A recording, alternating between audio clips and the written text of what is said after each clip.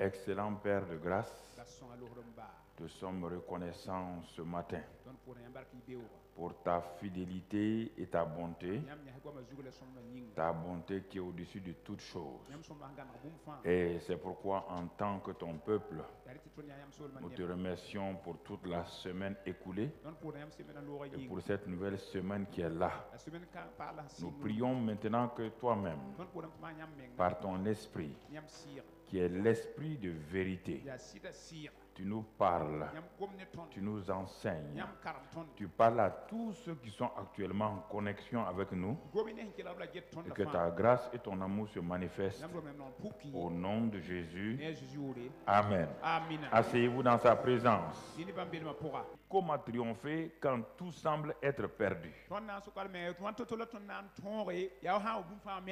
Comment triompher quand votre situation semble une situation inextricable, perdue? Et ça, il faut bien le comprendre. Si on ne comprend pas ces choses, c'est difficile pour nous d'aller de l'avant. Comment triompher quand tout semble être perdu? Comment je peux triompher? Comment pouvez-vous m'appeler de triomphe alors que je suis dans la défaite? Je t'ai dit, je n'ai pas dit quand tu es dans la défaite, je dis quand tout semble. Quand tout semble. C'est-à-dire à tes yeux, tout est quoi? Mais c'est simplement quand tout semble être perdu. Ça, c'est important que nous comprenions. Comment triompher? Comment triompher? On a vu triompher dans les mauvais jours. Maintenant, on dit quand ce mauvais jour-là, ça peut être un moment où tout semble être perdu pour toi. Et nous allons prendre l'exemple d'un homme. Un homme qui a compris ces choses-là et qui va aller pas à pas.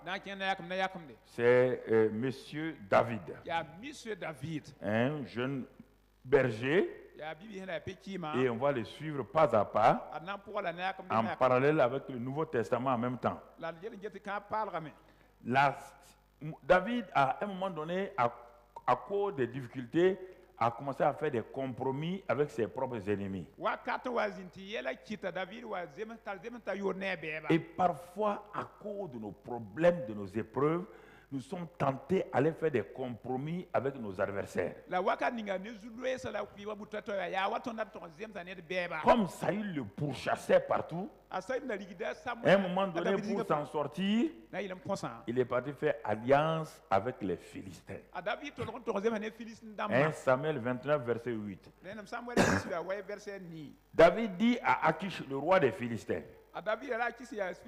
mais qu'ai-je fait et qu'as-tu trouvé en ton serviteur depuis que je suis auprès de toi jusqu'à ce jour?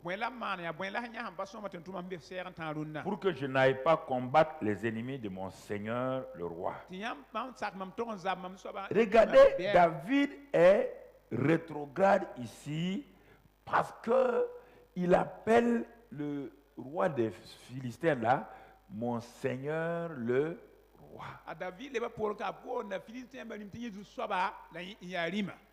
Il y a des moments où quand rien ne va, nous partons faire des alliances contre nature avec les gens du monde et on les appelle chefs, on les appelle ceci ou cela et ça semble nous rapporter quelques fruits.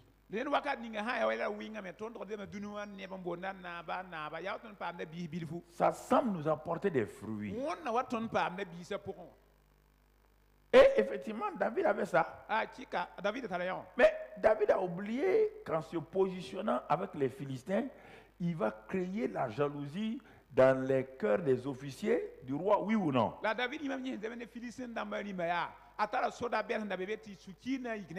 Depuis qu'il est venu, le roi ne parle que de David.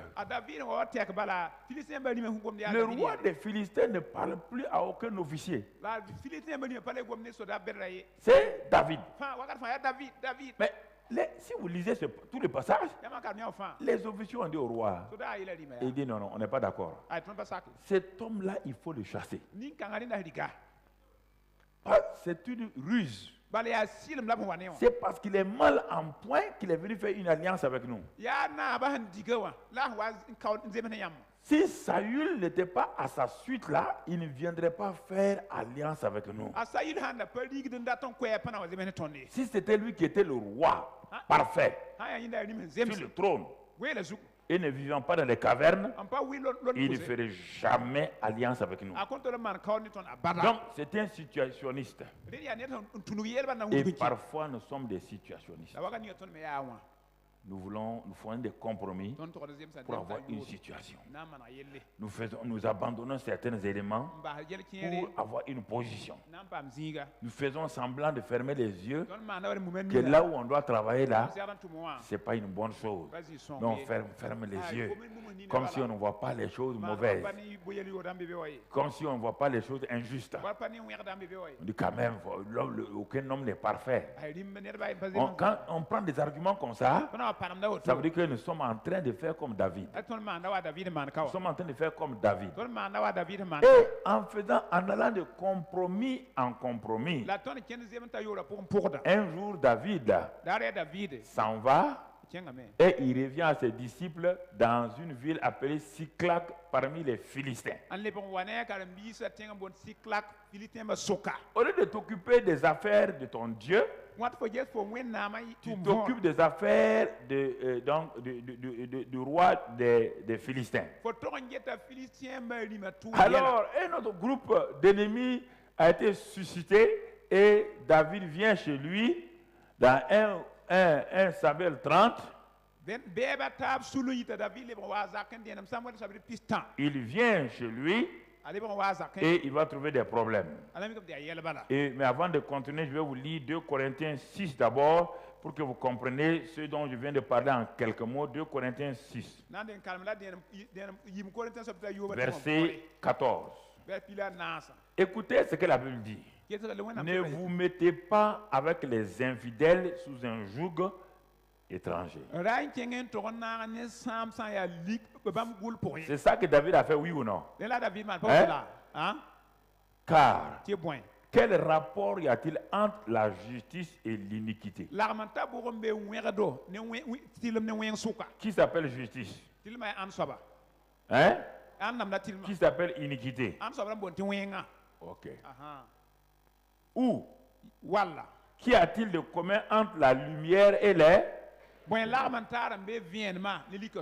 Est-ce que dans la théorie des ensembles donc divins, parce qu'il y a la théorie des ensembles mathématiques, l'ensemble A et B, il y a des intersections, il y a des unions et tout. Est-ce qu'il est possible dans la théorie des ensembles spirituels que l'ensemble A, lumière, et l'ensemble B, ténèbres, puissent faire intersection?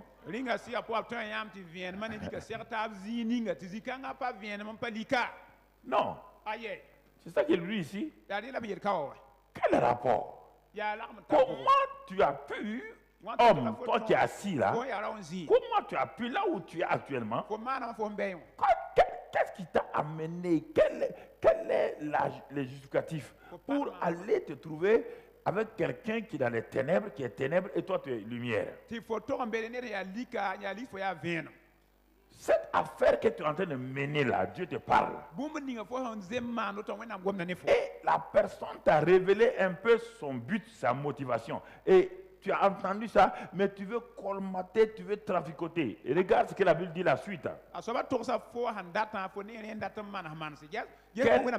Quel accord, vous voyez? Quel accord? C'est-à-dire que sur quelle table tu veux aller t'asseoir? Mettre Christ et Bélial. Quel accord? Quel accord? Ouais, on dit rapport, maintenant on dit accord. Quel est l'accord que tu peux signer? Un traité d'accord. Toi tu es Christ et l'autre est Bélial. Quel traité d'accord tu peux signer? Quel traité d'accord? Et ou quelle part à le fidèle avec l'infidèle? Ouais bien, prends tous ces mots-là. Accord, part, et prends tous ces mots. Quelle part? Quelle est la part, quelqu'un qui vole et il vient te donner, il dit bon j'ai volé, voici ta part.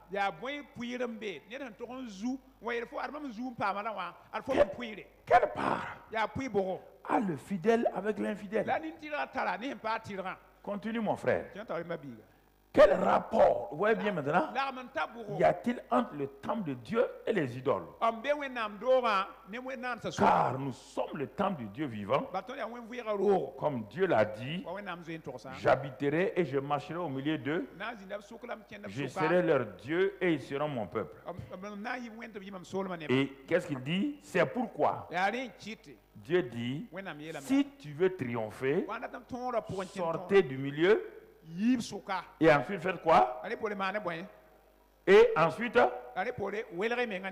et quand tu auras fait ça, et je quoi? La suite, et je vous accueillerai. Voici notre texte ce matin. C'est ce que David a fait. Un homme bien aimé de Dieu, un homme fidèle, mais qui à cause de problèmes, à cause de difficultés, est parti se mettre en rapport avec Bélial, avec les ténèbres. Regarde ce qu'il va récolter. 1 Samuel 30, regardez ce qu'il va récolter. Tout juste quand il a fait ça, lorsque David arriva le 3e jour à Siklag avec ses gens, les Amalécites avaient fait une invasion dans le Midi, dans le sud. Et à Siklag, ils avaient détruit et brûlé Siklag. Après avoir fait prisonnier les femmes et tous ceux qui s'y trouvaient, petits et grands, ils n'avaient tué personne, mais ils avaient tout amené et s'étaient remis en route. Je tiens l'expression, ils avaient tout amené. Tout. Tous les biens de David. Sa famille. Mais Dieu n'a pas permis que quelqu'un meure. Et écoutez-moi, parfois Dieu nous enseigne. Dieu n'a pas permis que quelqu'un meure parce qu'il veut nous enseigner quelque chose. De ne pas nous liguer avec des gens. La grâce de Dieu a protégé toute la famille. Ils n'ont pas trouvé un cadavre dans Siklag. Ils ont trouvé seulement le feu qui a détruit les maisons, les tentes. Ils ont trouvé que tout leur bétail est parti. Ils ont tout amené. Et ça, c'est extraordinaire. Dieu a permis que l'armée ennemie amène tout. Normalement, une armée ne fait pas comme ça. Une armée détruit tout. Ça veut dire que Dieu veut enseigner quelque chose à David pour qu'il comprenne. Et vous et moi ce matin, Dieu veut nous enseigner qu'il y a des compromis que nous faisons. Ces compromis-là, nous devons savoir que ces compromis ne plaisent pas à Dieu. Et ça va nous amener, au lieu de nous amener dans le meilleur, ça nous amène dans le pire. Maintenant, est-ce que les Philistins sont venus aider David? Dans cette situation, ils sont venus? Ceux avec qui tu fais des compromis, quand tu as une difficulté, ils sont les premiers à te critiquer. Ils sont les premiers à te dire voilà. Ils disent qu'ils sont chrétiens. Voilà ce qui leur arrive. Voilà leur problème. Voici ce qui leur arrive. David est arrivé. Son armée, les vaillants hommes là sont arrivés. Des gens qui combattent. Mais quand cette situation vous arrive, qu'est-ce qui va se passer? Et quand ils arrivent, elle était brûlée, la ville, et leurs femmes, leurs fils étaient amenés. Et étaient amenés captifs. Verset 4. Alors David et le peuple qui était avec lui élevèrent la voix et pleurèrent jusqu'à ce qu'ils n'eussent plus la force de pleurer.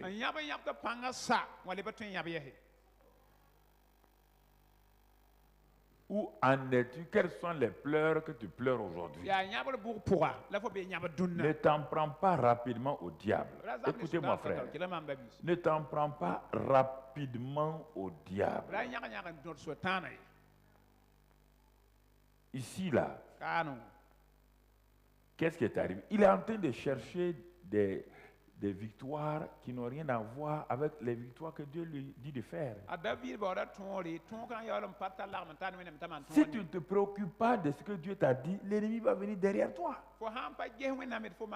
La Bible dit que l'ennemi rôde, il cherche qui va détruire. Ça veut dire quoi? Détruire, ça ne veut pas obligatoirement te tuer toi-même. Tes affaires, ta famille, ton avenir. C'est ça que l'ennemi veut.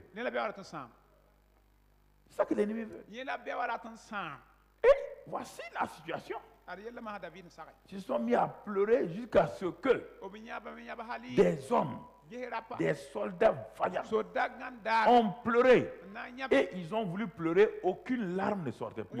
Tout leur corps était vide de larmes. Quand c'est comme ça, l'homme est arrivé à sa fin. Et quand l'homme arrive à sa fin, il faut qu'il trouve un bouc émissaire.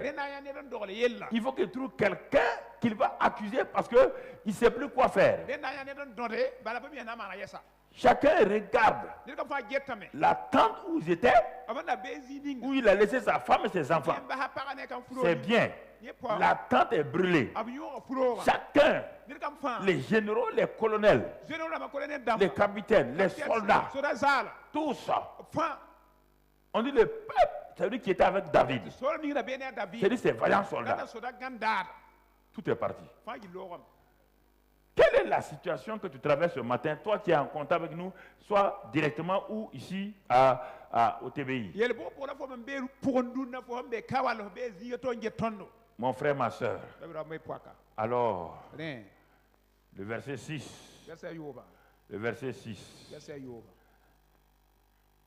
David fut dans une grande angoisse. Une grande angoisse a saisi l'âme du vaillant héros de Dieu. Quelle est l'angoisse? Quelle est aujourd'hui la déception qui anime ton âme ce matin? Toi qui es en contact avec nous.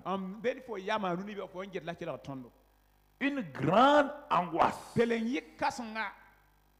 Une grande angoisse. Pourquoi? Parce que le peuple qui était avec lui, les hommes avec qui il a confiance, les hommes qu'il a pris de rien, qu'il a formés. Vous ne comprenez pas quand les situations sont difficiles, comment l'homme se transforme en votre ennemi. Pour eux, si David n'avait pas fait ces aventures guerrières-là, s'il les avait laissés tranquillement à Siklag, ils ont dit à David, même les gens du roi philistin avaient raison, ils ont dit de ne pas te mêler de nos affaires. Si on les avait écoutés, on serait avec nos familles ici. David est entré dans l'angoisse parce que ses propres champions se sont retournés contre lui et il ne peut pas échapper. Ces champions qui vont détruire d'autres frères de Goliath, ces champions qui, avec une lance, maîtrisaient des centaines de gens, David est au milieu d'eux. Il sait qu'il est un homme cuit. Il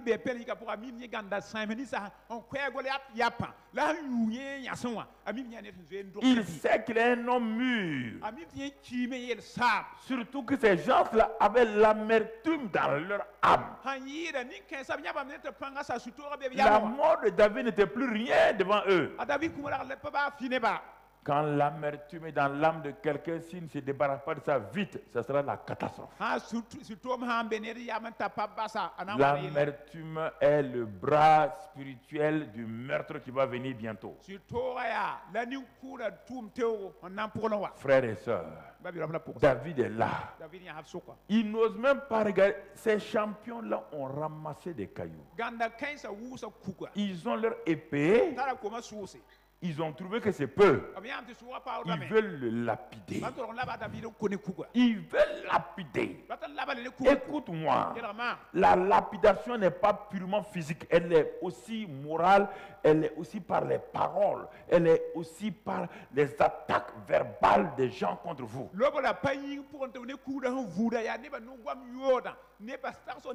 Vous entendez toutes sortes de choses qu'on envoie, des cailloux spirituels, des cailloux moraux qu'on envoie sur vous. Non seulement ils ont des épées, ils ont ramassé des cailloux pour être sûrs que chaque coup qu'ils vont porter sur leur chef là, ça va apaiser leur cœur. Parce qu'ils le tuent avec l'épée, c'est facile. Mais regardez leur chef. Envoyez un caillou sur sa tête. L'homme la titube. Envoyez un deuxième caillou. Il est à genoux. Envoyez des cailloux jusqu'à l'enterrer sous des cailloux. Quand l'âme est dans l'amertume, l'âme ne comprend plus rien. Elle veut tuer et tuer et tuer. C'est pourquoi, frères et sœurs, cette année est une année charnière, une année importante si nous ne comprenons pas. Une année charnière. Parce que nous avons fait trop de compromis. Compromis financiers, compromis des amitiés sans tête ni queue. Et certains sont dans des compromis parce qu'ils ont voulu se marier. Dieu leur a parlé de ne pas se marier. Vous êtes mariés, aujourd'hui vous êtes comme David dans l'angoisse.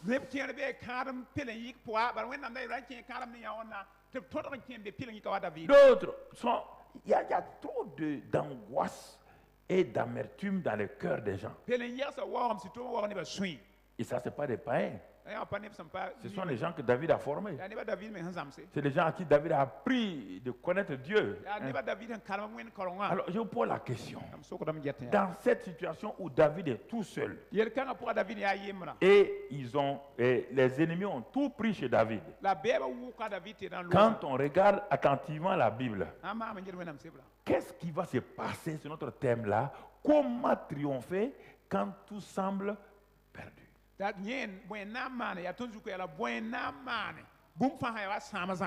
pose la question. Ici, David là, il a perdu, il semble avoir perdu sa famille. Tout. Il est au milieu et il est arrêté, il regarde. La Bible dit quelque chose va être important. C'est ça qui fait la force de celui qui a la connaissance de Dieu. Est-ce que David a le temps de prier? Est-ce qu'ils vont lui donner le temps de prier? Il restait quoi, selon vous? David avait tout. On a dit, disons, tout amené. Il a tout perdu. Il restait quoi, David? Qui peut me dire? Il restait quoi? Il restait Dieu. Écoutez-moi. Si vous ne comprenez pas ce secret-là, vous allez avoir des problèmes. Quand tout est contre vous, quand tout semble être chose, quand vous avez tout perdu, il vous reste qui? Mais très souvent, est-ce que vous croyez ça? Non, pour beaucoup d'entre vous, il reste la prière. C'est ça qui vous reste? David veut prier ici. Il y avait deux choses qui restaient à David, un élément naturel et un élément spirituel. Le premier élément spirituel, c'est Dieu. L'élément naturel, c'est sa propre vie. C'est ça qui lui restait. Sa vie et Dieu. Ça, c'est important. C'est la première réaction. Si vous voulez triompher quand tout semble être perdu.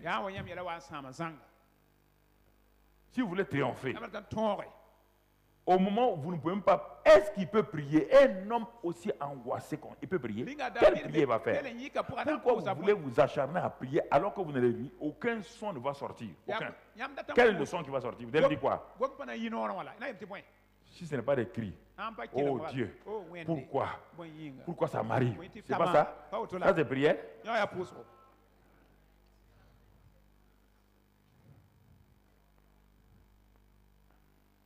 Je vous parle. Et ceux qui sont en contact avec nous, je vous parle à vous qui êtes en contact avec nous. C'est la même chose. Vous êtes dans une situation terrible. Et vous posez la question, comment vous en sortirez? Mais l'élément fondamental de la vie de David, c'est que, regardez la suite du verset, qu'est-ce qu'il est dit? Mais David reprit courage. Comment cet homme-là a-t-il pu reprendre courage? Qu'est-ce qui s'est passé? Il est dans l'angoisse. Il est entouré par des gens remplis d'amertume. Son épée ne peut rien. Lui-même, il a perdu sa famille. On dit David reprit courage en s'appuyant sur l'Éternel. Cette expression est une expression très importante dans l'Ancien Testament et son transfert dans le Nouveau Testament, c'est ça qu'on est en train de dire, être en Christ et Christ en... Est-ce qu'il voyait l'Éternel? Hein?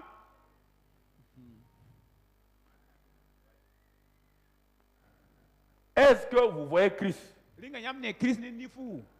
Alors, apprenez avec David. Lui, son Dieu était où? Ton Dieu est où? Le Dieu de David sur lequel il s'appuyait était où? Toi, ton Dieu est où? Alors, pourquoi tu n'arrives pas à t'appuyer?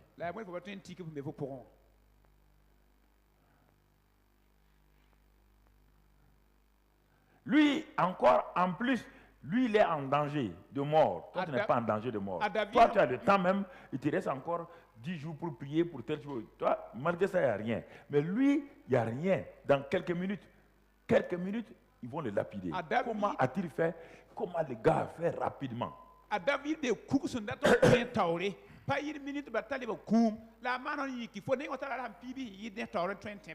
Alors, mon frère, il est dit, David reprit courage. David est rentré en lui-même, c'est la première chose, et il s'est tourné vers le Seigneur. Rapidement. Cet homme est rentré en lui-même, il n'a rien vu sur quoi il peut s'appuyer. Et c'est ça, parce que cet homme-là avait appris à connaître son Dieu. Il avait déjà vaincu dans les petits combats en s'appuyant sur Dieu. Il s'est exercé. Quand le grand combat est arrivé, il était déjà, toute sa réaction était rapide.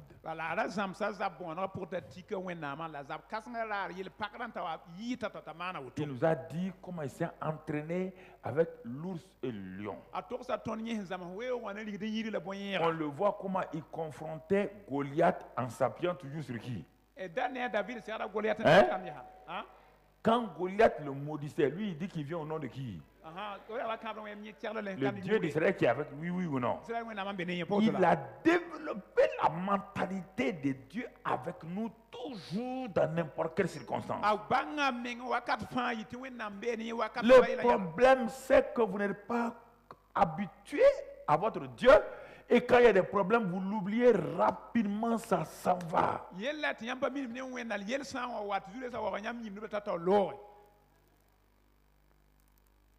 Ça s'en va. Au fur et à mesure, prenez tous les combats de David. Chaque fois, il parle à Dieu. Chaque fois, deuxième élément. Dans le psaume 139, David dit, où puis-je aller loin de lui?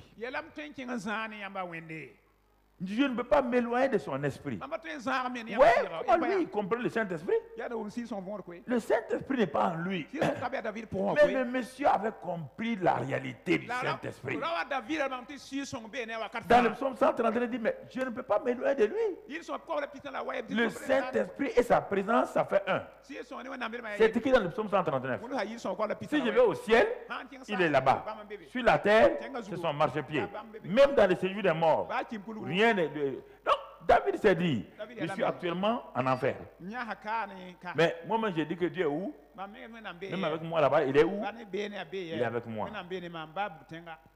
C'est cette mentalité qu'on n'a pas développée. On a développé la mentalité de prier. Quand ça ne va pas, on prie. Tu peux prier quand tu as encore le pouvoir de prier.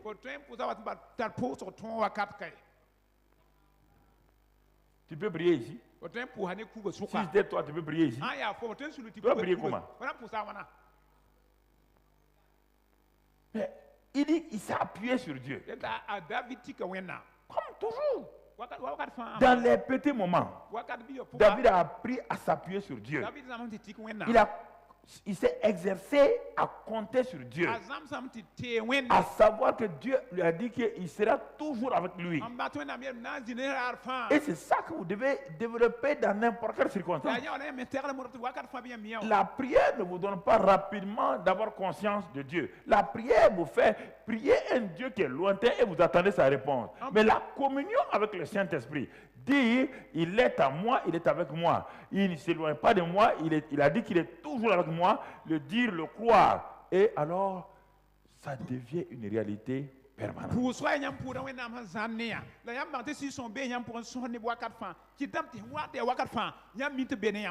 C'est pourquoi partout il dit je suis avec vous. Quand Jacob fuyait, il dit je serai avec toi là où tu iras, je te ramènerai. Il dit à Josué, je suis avec toi comme j'étais avec Moïse. Il dit à Abraham, va, je suis avec toi. Il voulait leur apprendre à dépendre de cette communion avec la présence de Dieu. La communion avec la présence de Dieu est en relation étroite avec la communion avec le Saint-Esprit. Et au fur et à mesure que tu es conscient de la présence du Saint-Esprit en toi, et tu en parles matin, midi, soir, n'attends pas ton temps de prière. Et c'est trop tard. Ton temps de prière, tu es trop tard. Celui qui ne s'est pas préparé ne peut pas prier dans le temps de combat. Dans le temps de combat, il est déjà fini. Tu crois que c'est quand la maladie arrive d'un seul coup, pam, que tu veux prier? Non, mon frère. Non, ma soeur. Je voudrais ce matin vous encourager. C'est cela. On l'a dit dans les mauvais jours. Sa présence est la chose la plus importante. Développez cela, frère. Si vous ne développez pas cette présence-là, cette communion avec le Saint-Esprit, c'est pourquoi chaque matin, à chaque instant, dans ma voiture, je sais qu'il est avec moi. Écoutez, ce n'est pas une affaire de prière. J'ai développé cette mentalité. C'est pourquoi parfois je n'ai pas qu'on me dérange. Je n'ai pas qu'on me dérange. Je suis conscient qu'il est avec moi. Et les gens peuvent ne pas être conscients. Ils peuvent venir, pasteur. Non, tu viens me déranger. Toi, tu me vois seul. Moi, je ne suis pas seul. Jésus a dit, vous allez tous m'abandonner, mais je ne suis pas. Car quoi? Le Père est avec moi. Ce n'est pas une affaire d'être seul ou de prier. C'est une affaire d'être conscient. Conscient de la présence de Christ. Conscient que je suis en Christ. La branche et l'arbre sont tellement en communion que la branche ne fait pas un effort pour être dans l'arbre. Nous avons été placés par le Père. Engrangés par le Père. Greffés par le Père. sur l'arbre de vie, Jésus. Ce qui arrive à Jésus vous arrive. Alors, mon frère, ma soeur, David a développé cette mentalité.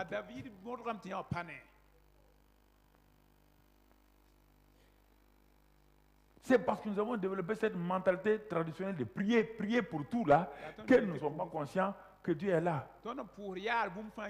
Parce qu'avant que nous finissions de prier, la peur nous a envahis.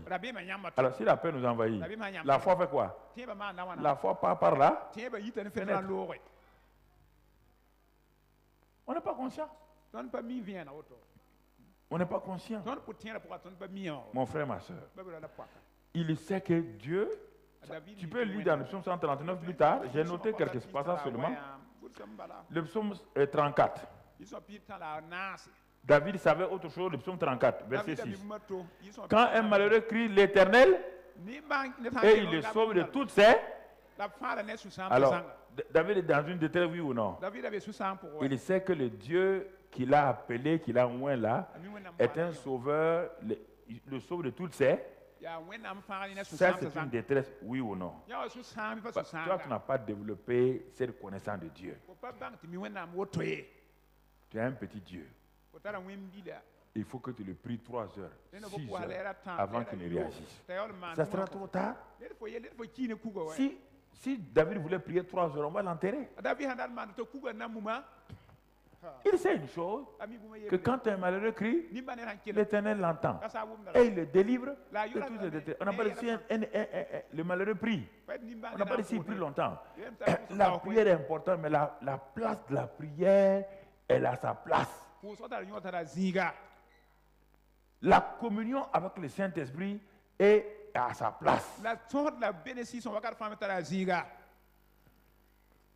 Tu sais même pas que tu ne parles même pas au Saint-Esprit pendant des mois ou pendant des jours, tu ne lui parles pas.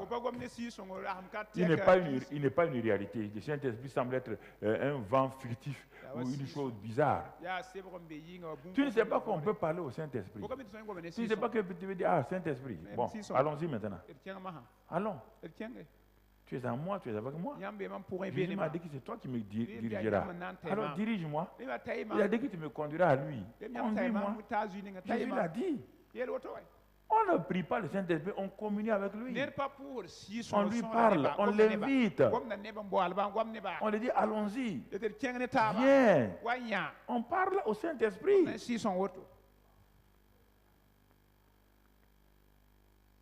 Mais toi, mais il faut que tu attendes ton temps de prière avant de parler à Dieu. Ton temps de prière, c'est une fois toutes les 24 heures. En dehors de ça, tu es conscient du monde. Tu es conscient des paroles négatives. Tu ne parles que des choses négatives. Et maintenant, quand il y a un problème, tu vas être conscient. Tu vas être conscient comment? Tu vas être conscient que Dieu est là comment? Comment?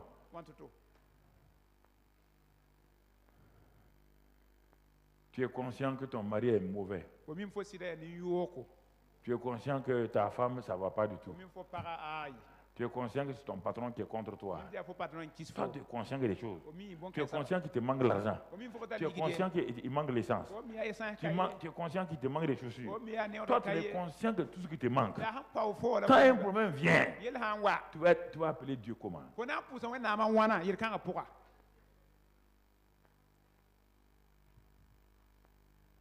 Quelqu'un à qui tu n'as pas été habitué, tu vas l'appeler comment? Et s'il venait même, et tu sais qu'il est là? Tu sais qu'il est là? Tu ne sais pas?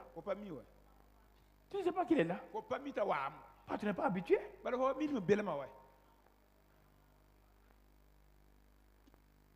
La communion avec le Saint-Esprit. Il dit, oui, Seigneur, tu es avec moi, à ma gauche, au-dessus de moi, autour de moi. Je ne peux pas m'éloigner de toi. Ça, quand on dit ça, quand on dit communion là, les gens croient, parce qu'ils ont été habitués à des attitudes, vraiment, quand on dit communion,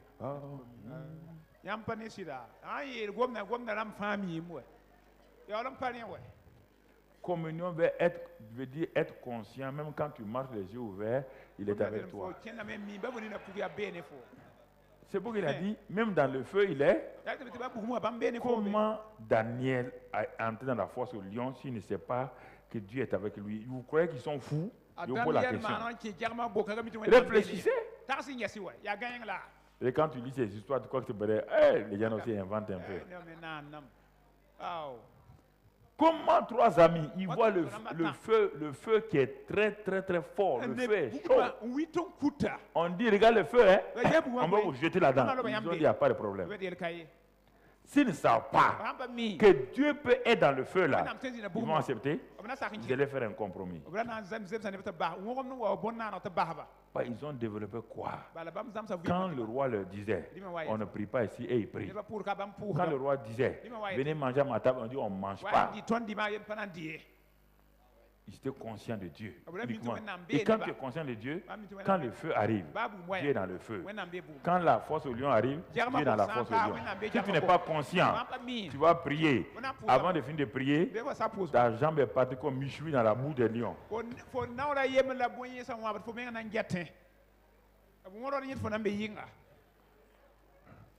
Ta jambe là est partie. Et les lions sont attendent l'autre pied maintenant.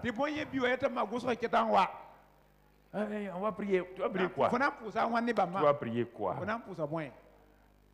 vas prier quoi? Surtout les femmes. Quand elles sont dans elles vont attacher leur pain là 6 fois. Tu as déjà attaché ton pain. Laisse ton pain.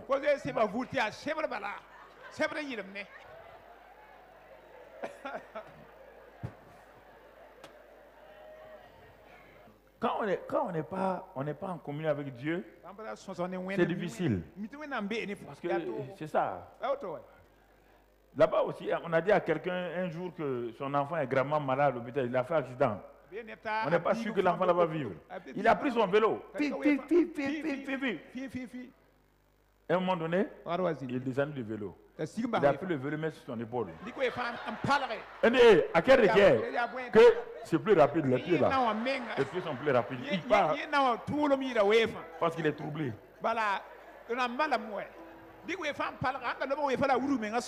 Non, il a trouvé peut-être le vélo là. C'est là. Il a pris le vélo, mettre ici, et puis il part maintenant.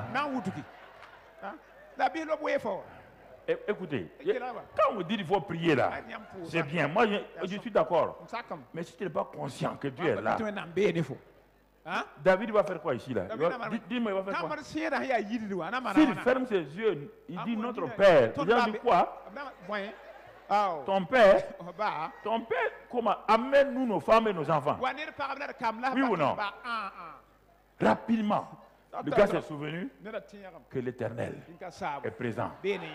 Il s'est souvenu que quand le malheureux crie seulement, il est là et le délivre de ses détresses. Il s'est souvenu que même dans le feu, il était là. Il s'est souvenu de toutes ces choses-là. Regardez, il reprit courage. Comment? Et tu l'entends parler? Et tu l'entends chanter? Il reprit courage comment? En faisant passer ces choses en lui. Il est dit dans Jérémie, et Lamentation de Jérémie, de faire passer ces choses dans ton cœur. Faire passer. Il a commencé à faire passer ces choses dans son cœur. Il a commencé à faire passer ces choses dans son cœur. Mon frère, ma soeur, qu'est-ce qui va se passer? Dans son psaume 56, verset 3. 56, 3.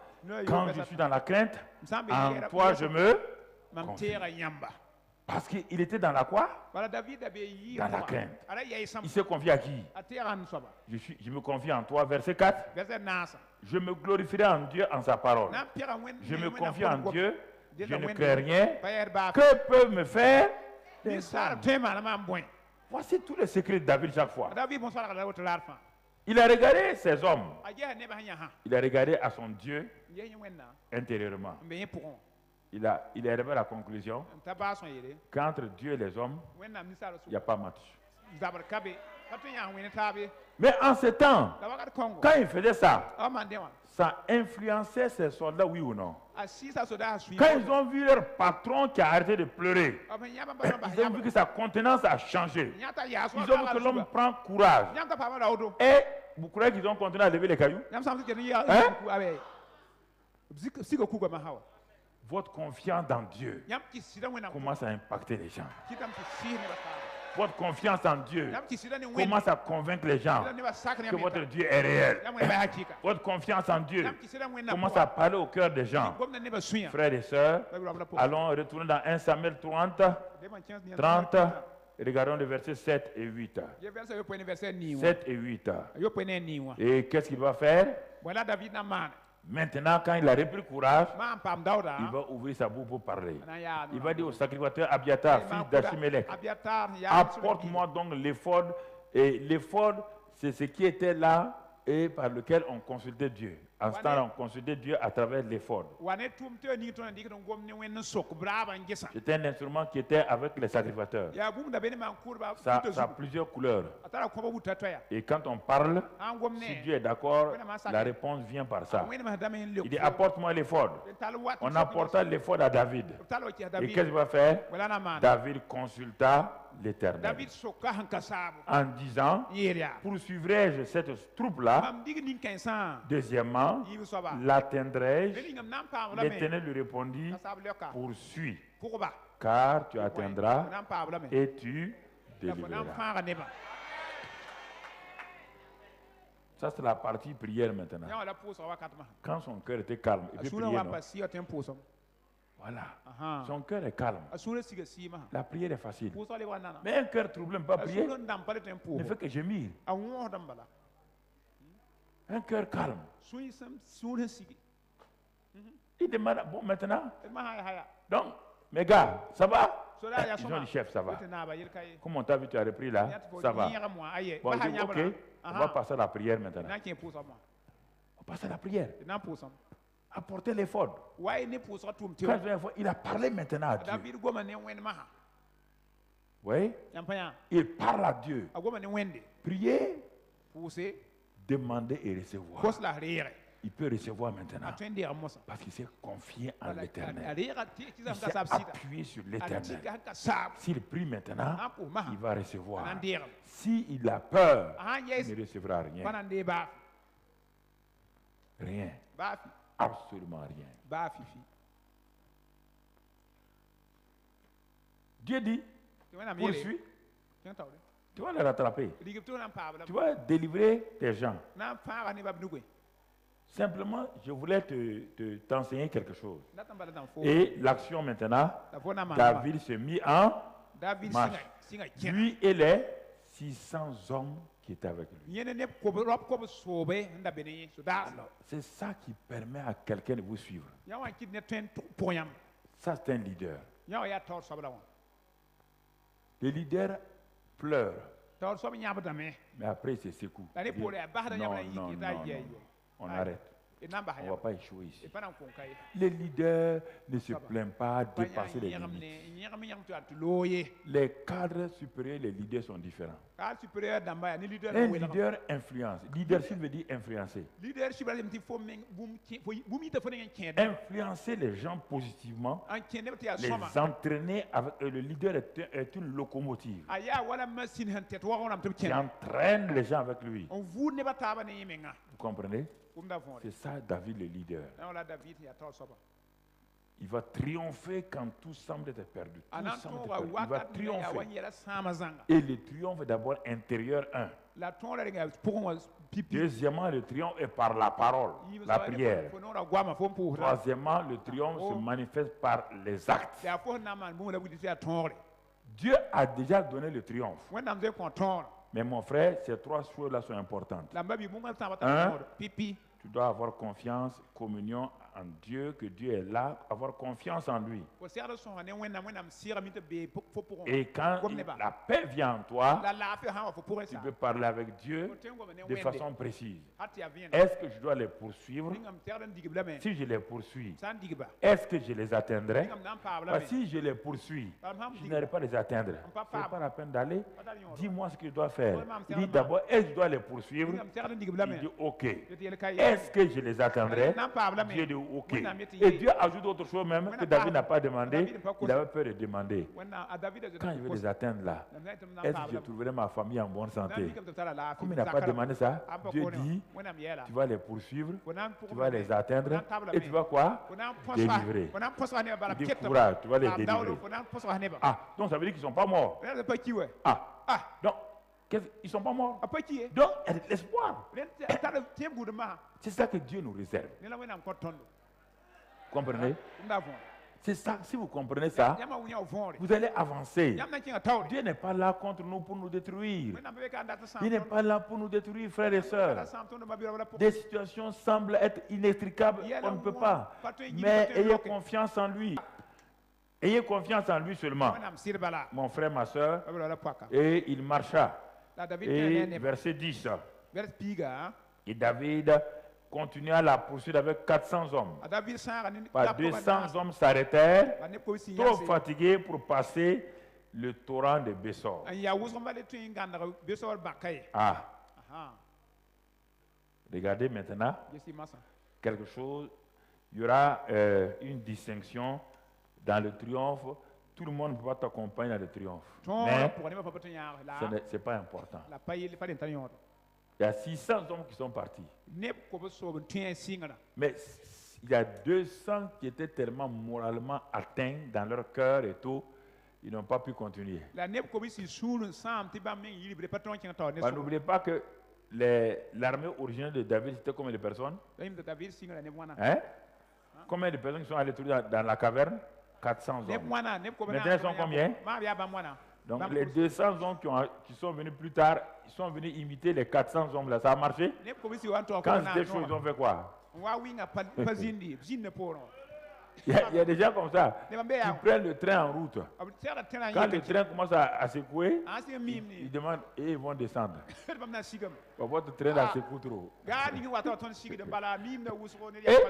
Et il est resté combien? Les 400? C'est eux qui sont partis.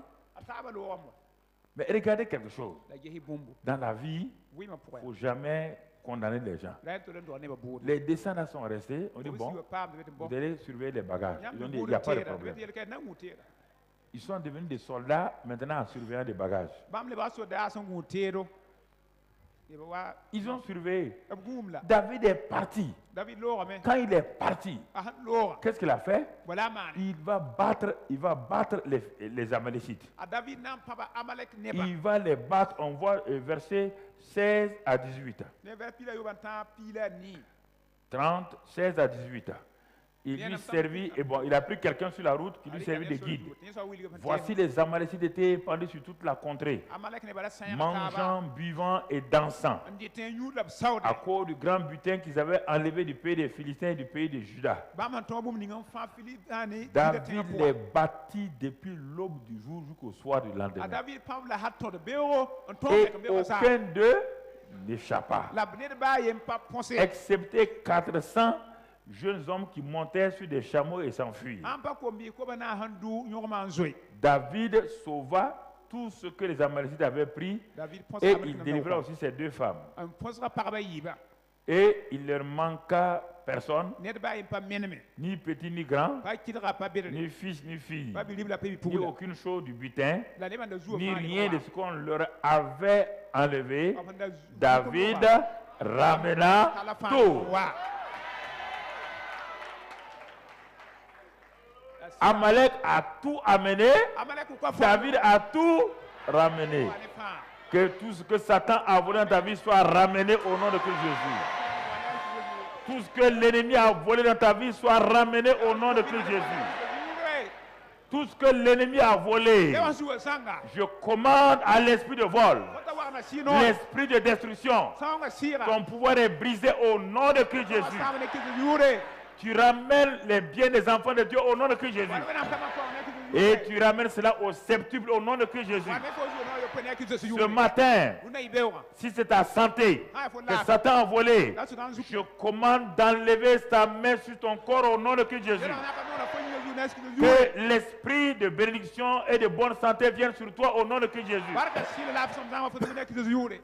si ton foyer qu'il est en train de détruire, l'esprit de division, l'esprit de divorce, je vous réprime au nom de Christ Jésus. Et ce foyer est restauré au nom de Christ Jésus. La mésentente familiale, je commande à l'esprit de mésentente de libérer maintenant votre famille au nom de Christ Jésus. Je commande maintenant tout ce que Satan a volé financièrement. Il a volé tes finances et l'a caché. Maintenant qu'il restitue cela au nom de Christ Jésus. Il a volé ton succès. Maintenant il restitue ton succès au nom de Christ Jésus. Il a volé tout ton élévation. Je commande de libérer ton élévation. Et que tu sois élevé par le Seigneur au nom de Christ Jésus. Que la grâce de Dieu ce matin-là repose sur toi. Car le Seigneur Dieu est puissant. Écoutez, on va terminer maintenant. Le verset 24. David est revenu. Et qu'est-ce qu'il va faire? Quand il est revenu au verset 24, on lit, et qui vous écouterez dans cette affaire? La part doit être la même pour celui qui est descendu sur le champ de bataille et pour celui qui est resté près des bagages. Ensemble, ils partageront. Alors, mon frère, ma soeur, ne sois pas égoïste. On doit partager. Ne dis pas, vous combattez tous les jours. Il y a des gens qui viennent jamais à la prière. Ce sont les gardiens des bagages. Il faut quand même avoir compassion pour partager avec eux. David dit, c'est pas la peine de se fatiguer. Nous sommes allés, Dieu nous a aidés. On a ramené leurs biens. On a ramené leurs femmes. On a ramené... Est-ce que vous comprenez? Les gens étaient fâchés. Ils ont dit à David, ces gens qui sont restés là, il faut laisser leurs femmes là-bas. Ils n'ont qu'à venir chercher. David dit non, c'est pas bon. L'amour fraternel fait que vous partagez. L'amour fraternel fait que vous avez compassion des plus faibles. L'amour fraternel fait que les plus forts soutiennent les faibles. L'amour fraternel fait que vous ne repoussez pas les autres. Mon frère, ma soeur, si vous comprenez, David a tout perdu. Amalek a tout amené. David a tout ramené. C'est ta vie. Dans ces situations-là, rien ne va manquer à ta vie. Tout ce que Dieu a prévu dans ta vie, là, tu vas l'accomplir au nom de Jésus. Même si Satan te touche un peu, ne t'inquiète pas. Tu vas tout ramener au nom de Jésus. Il suffit que tu fasses comme David. Tu t'appuies sur lui, tu communies avec le Saint-Esprit, tu parles la parole et tu acceptes d'aller en marche, d'aller et d'amener tout le monde avec toi. Même si ceux qui ne t'ont pas accompagné, ceux qui ont défailli sur la route, ceux qui t'ont trahi sur la route là, ce n'est pas un problème. Laisse Dieu, bénis-les et tu verras Dieu se manifester. Et tu verras la gloire de Dieu se manifester. Et tu verras la louange de Dieu se manifester. C'est pourquoi ce matin, mon frère, ma soeur, remercie le Seigneur. Commence à le remercier. Parle en langue. Remercie-le ce matin. Que la grâce de Dieu soit avec toi. Remercie-le, remercie-le, remercie-le. Remercie-le, remercie-le, remercie-le. Remercie-le, remercie-le, remercie-le. Remercie le Seigneur. Que la grâce de Dieu soit sur toi. Que sa paix soit sur toi. Dieu te dit que tu ne peux rien perdre. Que Dieu ramène tout. Tout ce que Satan a pris, dis-lui de ramener ça. Dis-lui de le ramener, ramener. Au nom de Christ Jésus. Car toi, tu ne peux pas perdre. Tu es dans la position de gagnant. Tu es dans la position de triomphateur. Tu es dans la position de celui qui a toujours gagné. Car en Christ, tu as la victoire. Car en Christ, tu as le triomphe. En Christ, tu as tout pleinement. N'aie pas peur, mon frère ni ma soeur. Satan ne peut pas te détruire. Sinon, il l'aurait fait il y a longtemps. Rends grâce et prie en langue. Rends grâce et prie en langue. Rends grâce et prie en langue. Rends grâce et prie en langue. Remercie le Seigneur. Bénis le Seigneur. Exalte le Seigneur. Magnifie le roi des rois. Élève son nom. Élève son nom. Élève son nom. Zekba.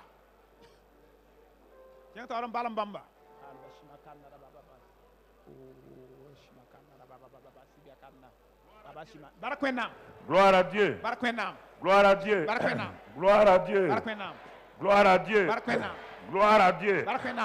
Mon frère, ma soeur, le Seigneur est avec toi ce matin. Sa grâce est avec toi ce matin-là. Sa grâce repose sur toi ce matin-là. Lève tes mains maintenant. Dis avec moi, Seigneur, c'est mon année de triomphe en Christ. Quelles que soient les situations qui semblaient des situations perdues, je sais une chose. Je ramène tout par ta grâce. Et ta grâce est sur moi. Cette année, quelles que soient les difficultés, les épreuves, tu me fais traverser celle-ci. Et je suis plus que vainqueur. Merci Seigneur pour ta grâce. Au nom de Jésus. Amen.